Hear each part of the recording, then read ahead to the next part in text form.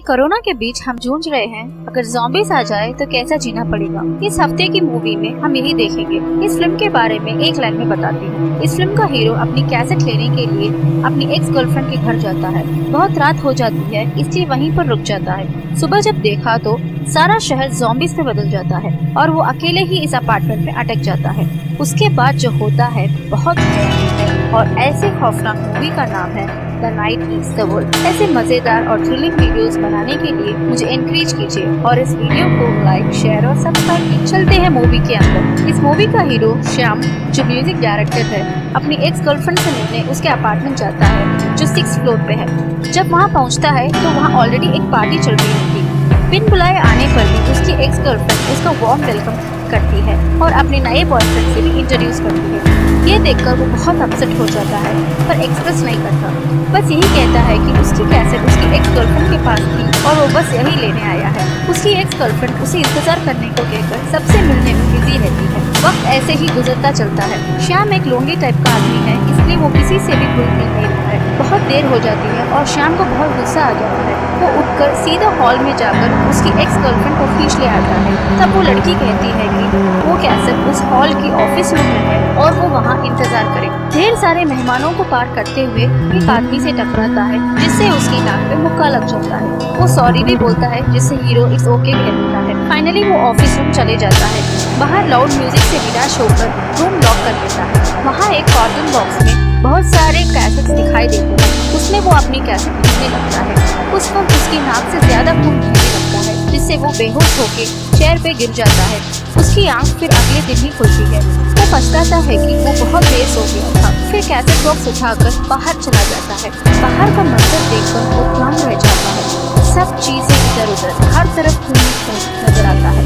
हाथों में चाकू लिए वो धीरे धीरे आगे बढ़ता है। उसकी एक्स गर्लफ्रेंड वहाँ बैठी होती है। उसके आवाज सुनकर वो जंगलों की तरफ भाग कर आती है। हीरो तेजी से दरवाजा बंद कर देता है। उसे अच्छे से समझ आ जाता है कि वो एक ज़ॉम्बी की शिकार हो चुकी है। वो खिड़की से बाहर की हालत देखता है। उसे हर तरफ ज़ॉम्बीज़ नजर आते हैं। ज़ॉम्बीज़ और इंसानों के बीच जंग चल रही होती है। थोड़े लोग अपनी जान बचाने के लिए कार में बचने की कोशिश करते हैं पर ज़ॉम्बीज़ उन पे भी वार कर देते हैं। अब बाहर या नीचे जाना मुमकिन ही नहीं लगता। वो जिस कमरे में रहता है वहाँ से छत को जाने की सीढ़ियाँ मिलती है।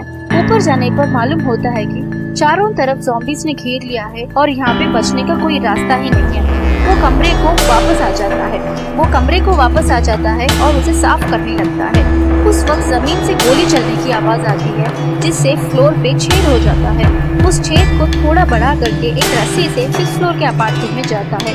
वो देखता है कि एक बूढ़े बुजुर्ग ने उसकी ज़ॉम्बी वाइफ और खुद को गोली मार दी।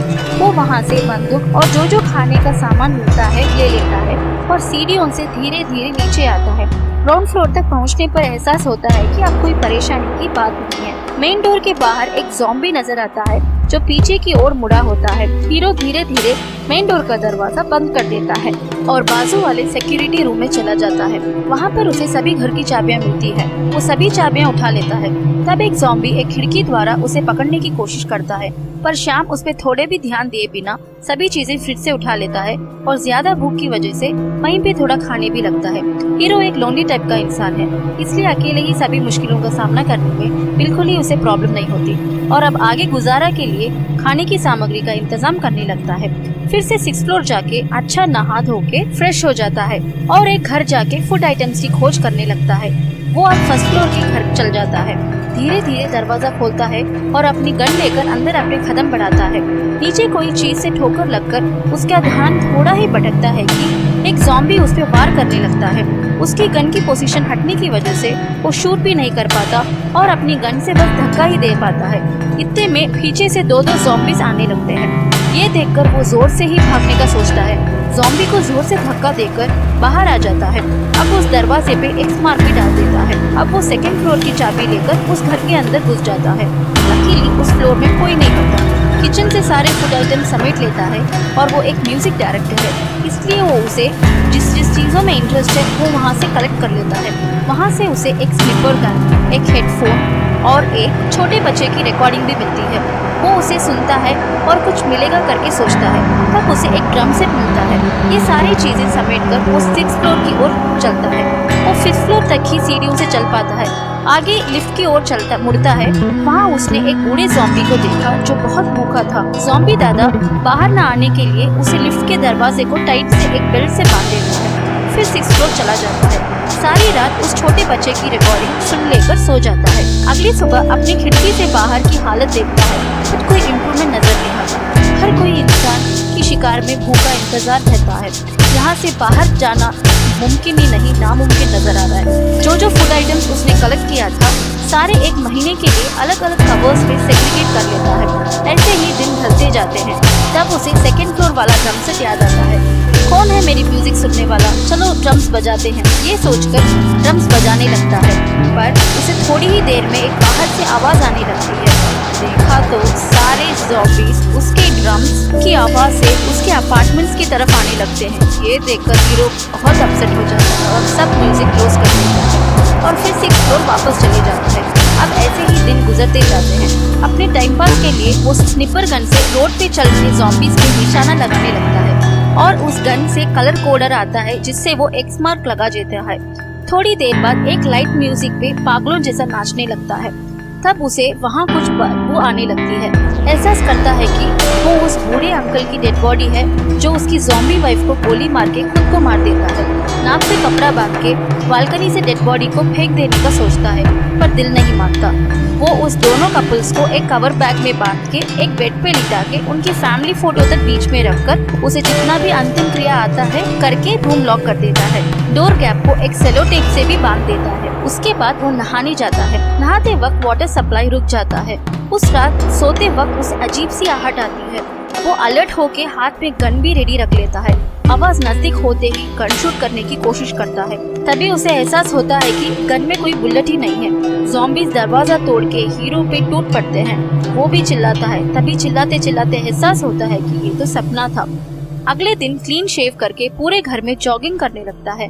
वाटर सप्लाई बंद होने की वजह से टेरेस पे छोटे छोटे बर्तन और बकेट्स रख के बारिश के पानी से अपने डेली यूज के लिए पानी इस्तेमाल करता है। फिर एक बार लिफ्ट में अटके हुए बूढ़े ज़ॉम्बी को देखता है। सिंस उसने सारे घर छप्पा छप्पा छान मारा है, उसे ये पता चलता है कि वो ज़ॉम्बी एक डॉक्टर है। ये उसे एक आईडी कार्ड से पता चलता है। बात करने कोई न मिलने पर वो उस बूढ़े ज़ॉम्बीज के पास ही अपनी सारी कहानियां बयान करता है। स्निपर गन से निशाना छूट जाने पर सोचता है कि और किसे मारूं। तब उसे रोड पे एक बिल्ली नजर आती है। वो सोचता है कि अगर ये बिल्ली को बचा लूं तो मेरा अच्छा टाइम पास हो सकेगा, मैं इसे पेट बना लूंगा। ये सोचकर वो इमीडिएटली नीचे जाकर धीरे धीरे मेन डोर ओपन करता है। उस बिल्ली को चीज बॉक्स दिखाकर बुलाता है। बिल्ली उसे भावी नहीं देती। बहुत नजदीक आके फिर उस दूसरी डायरेक्शन में चली जाती है। उसे किसी भी तरह बचाने का डिसाइड कर लेता है। डोर न लॉक हो जाए इसलिए एक स्निपर गन बीच में रख देता है। वो रोड पे जाके उस बिल्ली को पकड़ने की कोशिश करता है, पर अचानक से एक ज़ॉम्बी की नजर उस पे पड़ जाती है। उससे बचने के लिए वो एक कार में छुप जाता है। वो ज़ॉम्बी उसे छोड़ने को तैयार ही नहीं थी। किसी तरह लड़ झगड़कर वो कार की बैक सीट पे चले जाता है। वहाँ पर भी कई ज़ॉम्बीज आ जाते हैं। किसी तरह वो दूसरे डोर से बाहर आके तेजी से भागकर अपार्टमेंट की मेन डोर के अंदर घुस जाता है। दरवाजा टाइट से बंद कर देता है। वो भाग के सिक्योरिटी रूम में आ जाता है, जहाँ पे थोड़े ज़ॉम्बीज खिड़की से उस पे वार करने की कोशिश करते हैं। तभी वो रियलाइज करता है कि वो जहाँ से चल के आया वहाँ खून है। वो डर जाता है कहीं ज़ॉम्बीज ने उस पर आक्रमण तो नहीं कर दिया। ये चेक कर लेता है कि उसकी आंखें और स्किन में कोई बदलाव तो नहीं। ये सोच लेता है कि जब भी कोई चेंजेस नजर आए तो वो खुद को अपनी गन से शूट कर लेगा। थोड़ी ही देर में गहरी नींद लग जाती है। गन अपने गर्दन पे ही रख के सो जाता है। नींद में गलती से गोली चलती है जो छत पे लगती है। तब वो एहसास करता है कि वो ज़ॉम्बी नहीं बना और वो जिंदा है। ये सोचकर खुशी के मारे पागल हो जाता है। अगले दिन प्लांट्स को वाटर करते हुए ये सोचता है कि कहीं मेरी तरह थोड़े लोग जिंदा ना हो। बाइनोकुलर की मदद से सामने वाले अपार्टमेंट को चेक करता है। वहाँ उसे कोई भी नजर नहीं आता। लेकिन ज्यादा ठंड के कारण बहुत कांपने लगता है। पानी गर्म करके बाथटब में फिल करके उसमें नहाने शुरू करता है। तब उसे एक आवाज आती है, शांति से नहा भी नहीं सकता करके बहुत अफसोस करता है। बचा कुचा जो भी खाना है खत्म होते आ रहा है। खाना भी खत्म हो रहा है, साथ में ज़ॉम्बी से भी बचा नहीं जा रहा है। क्या करूं, बस यही सोचता रहता है। अब वो ये जानना चाहता है कि टोटल कितने ज़ॉम्बीज होंगे। इसलिए बहुत आवाज से ड्रम्स बजाने लगता है। सारे ज़ॉम्बीज उसके अपार्टमेंट्स के करीब आ रहे हैं, फिर भी वो लगातार बजाते रहता है। बालकनी में खड़े रहकर ये देखकर बहुत मजा लेता है। पिछले बार की तरह इस रात भी उसे कुछ आवाज आती है, बट इस बार ये सपना नहीं है। गन को रेडी कर लेता है। आवाज करीब आते ही डोर की तरफ शूट भी कर देता है। उठकर जाके देखा तो एक लड़की है जिसके पेट पे गोली लगी है और वो अपनी जान से लड़ रही है। वो उसे उठा ले आकर एक बेड पे भी लिटाता है, फर्स्ट एड करने लगता है, सारे बुलेट्स भी रिमूव करता है, पर वो बेहोश हो जाती है। बाहर आकर बहुत रोता है। अगले दिन सुबह ही हीरो यही सोचता रहता है कि वो उस लड़की को अपनी ओर। अगले दिन सुबह हीरो बहुत दुखी रहता है, तभी उस लड़की को अपनी ओर चलते आते देखता है। उसकी खुशी का कोई ठिकाना नहीं रहता। दोनों अपने आप को इंट्रोड्यूस करते हैं। उस लड़की का नाम सारा है। थोड़ी ही देर में वो अच्छे बातें भी करने लग जाते हैं। फिर वो सारे अपार्टमेंट्स को दिखाता है। लिफ्ट में अटके हुए ज़ॉम्बी देखकर वो डर जाती है। डरो मत, ये कुछ नहीं करेगा बोलकर इंट्रोड्यूस भी करवाता है। सारा को म्यूजिक बजाकर सुनाता है, जिससे वो एंजॉय भी करती है। अब घर के फूड आइटम्स धीरे धीरे खत्म होते जा रहे हैं, जिसे सारा भी नोटिस करती है। एज अ लास्ट ऑप्शन वो फर्स्ट फ्लोर वाले घर में जाने का सोचता है। घर के दरवाजे में होल्ड कर देता है और अपनी गन से तीनों ज़ॉम्बीज को मार देता है। फूड आइटम्स की खोज में लग जाता है। फिर उसे जितना फूड चाहिए होता है वो सारा मिल जाता है। वो लेकर वो फ्लैट वापस आ जाता है और सारा को ढूंढने लगता है। सारा टेरेस पे होती है। वो कहती है जो फूड आइटम्स मिले हैं वो कितने दिन गुजारा हो सकता है, आगे का क्या करेंगे इस बारे में सोचा है? यहाँ से क्यों बचने का कोशिश नहीं करते? मेरी तरह थोड़े लोग और जिंदा है, उनके साथ रहने पर ही तुम जी पाओगे। यही रहकर मरना है या बचने का भी सोचोगे? कहते हुए वो नीचे चले जाती है। हीरो उसको समझाने नीचे जाता है। रूम बंद होती है। रूम के बाहर से ही सारा को माफी मांगने लगता है। कोई जवाब न आने पर दरवाजा खोलता है। शॉकिंग से रियलाइज करता है कि सारा तो उसी दिन मर गई थी जब उसे गोली लगी थी। सारा के साथ बिताए हुए सारे लम्हे सब उसके इमेजिनेशन या वहम था। अब वो बहुत दुखी हो जाता है कि उसने सारा को मार दिया।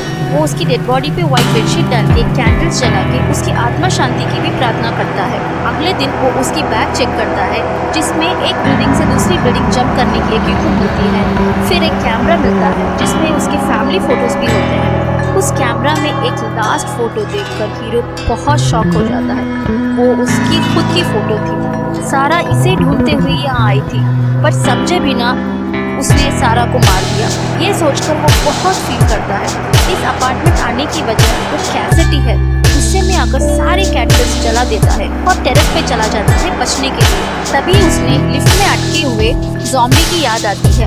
वो उसे छुड़ाकर एक अपार्टमेंट में भेजकर डोर बंद कर लेता है। तभी एक ऐसी घटना घटती है जिसका उसे अंदाजा भी नहीं होता। कैसेट जलने की धुआं से फायर अलार्म बजने लगते हैं।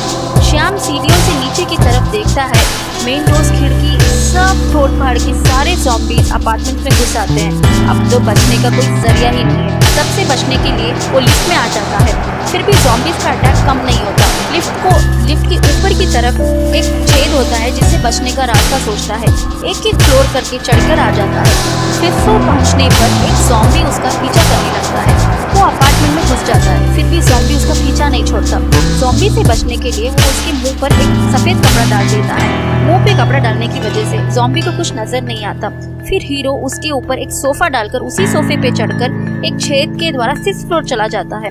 वहाँ अंधेरे और धुआं की स्मोक की वजह से ज़ॉम्बीज़ को कुछ नजर नहीं आता। धीरे धीरे बिना आवाज किए वो टेरेस आ जाता है। अब कोई रास्ता ना दिखने पर वो दूसरी बिल्डिंग जंप करने का सोचता है। इतने में एक ज़ॉम्बी भी वहाँ पहुँच जाता है। अब हीरो और तेजी से रस्सी को फेंककर कूदने लगता है।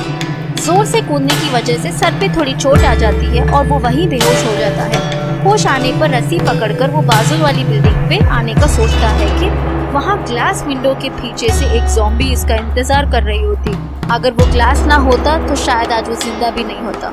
आगे चढ़ के वो छत पे बैठता है जहाँ उसे एक बेल साउंड सुनाई देता है। ये बेल साउंड सुनकर इतना खुश हो जाता है कि ये बेल साउंड सिर्फ एक ग्रुप ऑफ पीपल द्वारा ही बजाई जा सकती है। तो उसे इतना कॉन्फिडेंस मिल जाता है कि यहाँ कोई एक अच्छे लोग रह रहे हैं। एक पॉजिटिव थॉट से ये मूवी खत्म होता है। बहुत बहुत शुक्रिया इस वीडियो को देखने के लिए।